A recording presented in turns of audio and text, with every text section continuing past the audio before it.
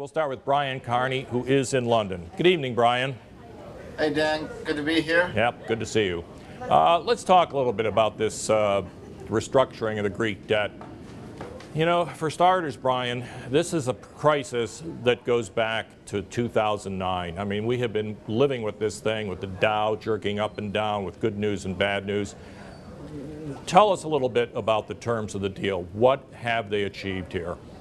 Well, what they have achieved is they've reduced the amount of money Greece owes to, people who have lent it money to its creditors by about 100 billion euros, 130 billion or so dollars, by basically telling private sector creditors, banks, pension funds, other kinds of investors, we're only going to pay you back about 47 cents on the dollar of what you lent us, and we're going to pay that back as much as 30 years into the future, and the interest rate you're going to get on the meantime is not going to be very good. So they've cut their debt way down, but they've only cut the debt, as I said, to these private lenders. One of the problems that Greece has developed over the 2 years of this crisis is the more money it gets in bailouts, the more money it actually owes to other governments, to the EU or to the IMF or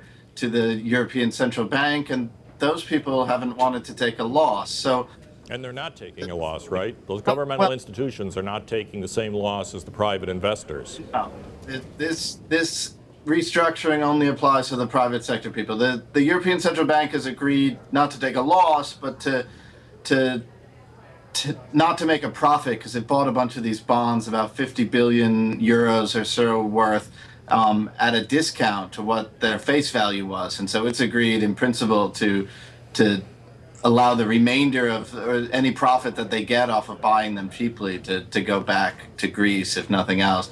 But for the most part, the people taking losses are banks, pension funds, people who bought this stuff that don't happen to be the EU or the IMF. So Greece still owes a lot of money. What Greece doesn't have to do is it doesn't have to worry about paying almost any of it back for at least a decade, which for Greece is good, because one of the things that's driven this crisis and the volatility in stocks and all that we've seen is this kind of perennial concern is Greece going to default? When is it going to run out of money? Is it going to get its next installment of loans? And can it roll over debt that's coming due and all of that? And hopefully, at least for a time, this deal will put all that stuff on the back burner, and we can worry about other things in Greece, but we're not going to worry about, is the bank account going to run dry sometime in the next 3 weeks? So, I mean, let's get the small fry out of the way first. I mean, there's a school of thought that, Greece went off the rails at least 1,000 years ago and has never been back.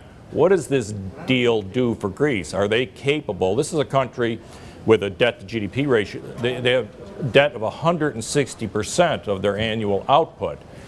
Yeah. Is there any prospect that they're going to bring that down or get themselves in a position where they won't fall back into the same plight that they've been in for a very long time? No, I think it's very unlikely. The official target in this deal is that they get it down to 120% of GDP in another 10 years or something. But that assumes that they get back to growth, that they can collect taxes, that they do all the things that they haven't been able to do, in some cases for years, in some cases for decades. And even if they got it down to that level, that number is sort of arbitrary, right? One person, I was in Brussels earlier this week, and one person said, why is it 120%? Why is that the target? Right. Because that's Italy's debt. And you can't make the target lower than Italy's, because then everyone would say, well, if Greece needs to be at 100 or 80 or whatever it is, and Italy's at 120, what does that make Italy? And nobody wants to think about whether Italy can, ever pay back its own debt. So they said, we have to set it, at this level that said, that Italy would also be okay at that level, because nobody wants to have to go through this with Italy, just a much bigger country. Yeah. So what does this mean for the European Union? Let's talk about the big boys. Does this mean that the euro crisis is over? Not at all. In fact, what they've done here, right, is in a sense, they've cured the symptom, but not the disease. Greece blew up, and it sort of triggered this crisis, but in a sense, Greece didn't cause the crisis. The crisis is a product both of the structure of the euro and how European officialdom reacted to it, right? They keep saying this is the only time this is going to happen. We're never going to restructure anyone else's debt. Nobody else is ever going to default in the eurozone. Fact remains, they don't have the tools to make good on those kinds of promises, and there's no prospect of them getting them. If you're going to have a currency union like this, you basically have two choices. Either people are responsible for their own debts, which was supposed to be how the euro worked, or you have something like the US federal government that can collect enough taxes to pay off everybody's debts. Yeah. Otherwise, somebody's going to get into trouble, and you're going to have this problem somewhere down the line. You know, Greece may be in trouble again, but it may be Portugal, it may be Spain, it may be somebody else. Well, yeah, let's talk a little bit about it. You mentioned Spain. I mean, we have been standing here talking together about the European crisis, the debt crisis, the possibility of default. Economies don't exist merely to service debt and to avoid default. Presumably they exist to grow and to create jobs and to create opportunities for the people who live inside these nations. Where inside the structure of the European Union, and I'm thinking specifically of Spain, which is undergoing very severe austerity measures right now, is trying to do the right thing.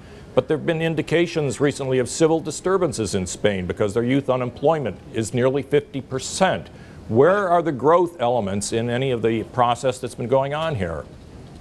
Well, there's recently been a little bit of talk of growth. Spain actually has now by European standards, center-right government that has been at least making noises about growth and is trying to put through an important labor market liberalization, which would make it a lot easier for businesses to set their own wages. In many cases, wages for entire job categories are set by national bargaining with unions. So you don't get to make any decisions about, you know, even at a company level, what kind of wages you're going to pay people. And firing people was expensive and difficult. And they're trying to get those things better to try to get some growth. Because you're right, of course, you know, governments exist for more than just making good on these debts. But Europe has been fighting against the things that facilitate growth for so long, right? Flexibility in the labor market, the ability to both hire and fire without incurring, you know, a lifelong obligation on the employer side, and social protection that costs so much that in some cases it's nearly half of the cost of employing somebody just to pay for the welfare state that may have to support them if, you know, they ever lose their jobs and things like that. Brian, let me ask you one more quick political question before we have to go. France, they're having a presidential election in May. Is this deal, the easing of this crisis, going to help Sarkozy against Francois Hollande? You know, I think it's very hard to tell exactly what happens. I think that Sarkozy will claim that it's a victory. I think he'll claim that this shows that his leadership in Europe worked. At the same time, France also has some of these same problems we've been talking about: social unrest, the need for austerity, budget cuts. And Hollande, so far, is coming in like a Santa Claus, saying, you know, he's going to make the French welfare state better again, and he's going to tax people at 75% of their income at the top levels if necessary to pay for it all. So, you know, you've got a guy who's running like, you know, the socialist from the bad old days of Europe before Thatcher, before anybody. And, you know, he could win. And who knows what that does to Europe. All right, we're going to have to go, Brian. I just think there's an element of the tooth fairy in the middle of all this, but we'll keep watching it. Thanks for being with us. Thanks, Dan.